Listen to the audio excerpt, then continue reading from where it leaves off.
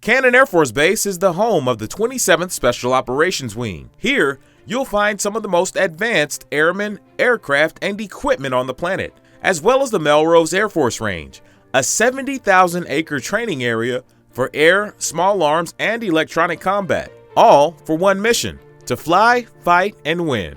A crucial part of our national defense. And the man responsible for it all, I couldn't be more proud of our crews and the work that they have done. Colonel Terrence Glenn Taylor, the first black wing commander in the 33-year history of AFSOC. As the commander, really that translates as number one servant, right? I need to be able to provide for all of these airmen and their families. So that's job number one for me. Born and raised in Warsaw, Virginia, coming to a small town like Clovis was no problem for the colonel. I grew up with 48 other people in my kindergarten class, and those same 48 or so graduated with me in 12th grade. With a father, sister, and brother who served in the Army, service and leadership came naturally to Colonel Taylor. He just chose a different path.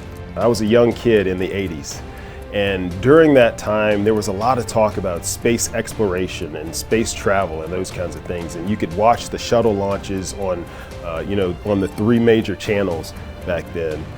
So that certainly influenced me, and I still remember vividly the Challenger explosion. Whether it was the stars or the skies, he knew he was reaching for new heights. And it was the era of Top Gun, the first one.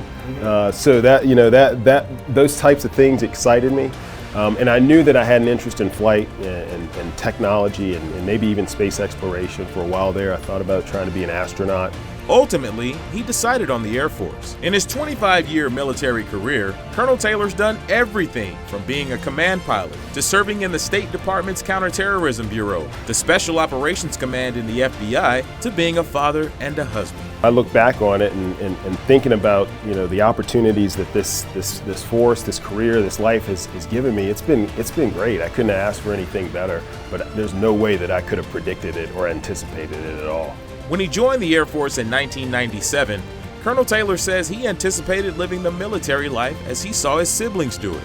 But then, the day that changed the world forever. You are seeing the result of 2 planes crashing into both towers. And I was in my first assignment as a co-pilot there at Herbert Field, and that event, as it did for many, it defined so much of what was to come for me. Through the heights of all of his accolades and awards, he realizes the significance of the path he's walking. It's not lost on me that, as a minority, as an African American, this is a bit of a trailblazing, and it is a first.